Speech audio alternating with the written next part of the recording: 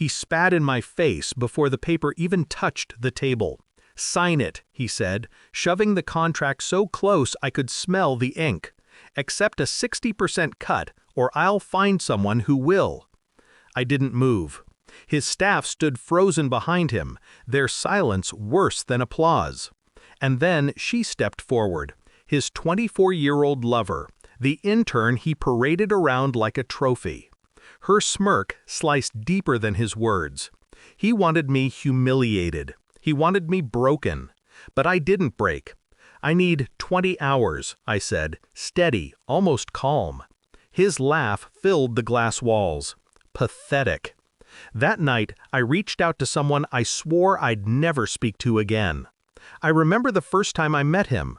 He wasn't a CEO then. He was a boy with torn shoes and fire in his chest.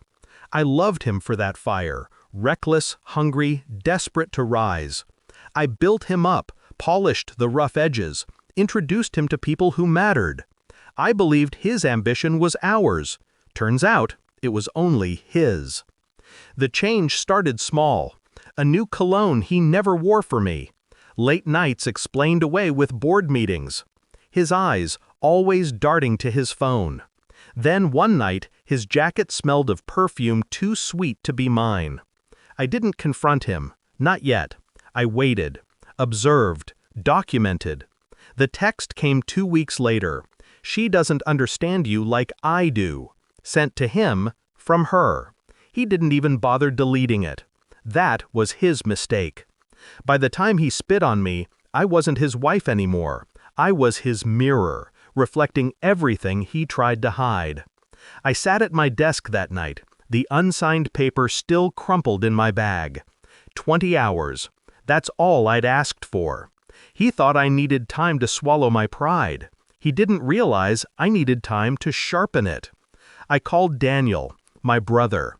We hadn't spoken in 5 years, not since the inheritance war tore us apart. But Daniel was still a lawyer, a vicious one, and I knew he hated my husband almost as much as I did. His silence on the line was long. Then, "Tell me everything." The plan wasn't revenge for revenge's sake. It was justice, cold, precise, undeniable. Step 1, secure proof. I forwarded every message, every expense report, every photo I had quietly collected. Daniel's team began threading it into a case of marital fraud, workplace misconduct, and tax evasion. Step 2, control the money. He thought I was dependent. He forgot whose name was on the company's early patents. Mine. I'd signed them over years ago out of love, never out of stupidity. Love fades. Paper doesn't. Step 3, set the stage. I asked for a board meeting, one he assumed was about my salary adjustment. He agreed, smug, because humiliation was sweeter to him when witnessed. I spent the night rehearsing, not words, but silence.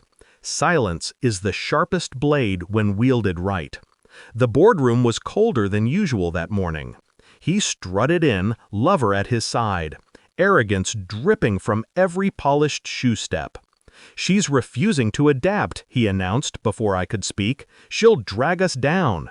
I propose a termination package." Gasps, whispers. His performance was flawless, until I slid the folder across the table. Inside, bank transfers from company accounts to his mistress. Photos of them in company apartments. Screenshots of him mocking investors over private messages. And at the bottom, a copy of the patent agreement, with my name, not his, as original owner. He reached for it, hands trembling. "What is this?" I leaned back. Proof and ownership. Effective immediately, your access is revoked. Silence. Then the board members erupted, one by one, reading, realizing. His lover slipped quietly out of the room, her face drained of color.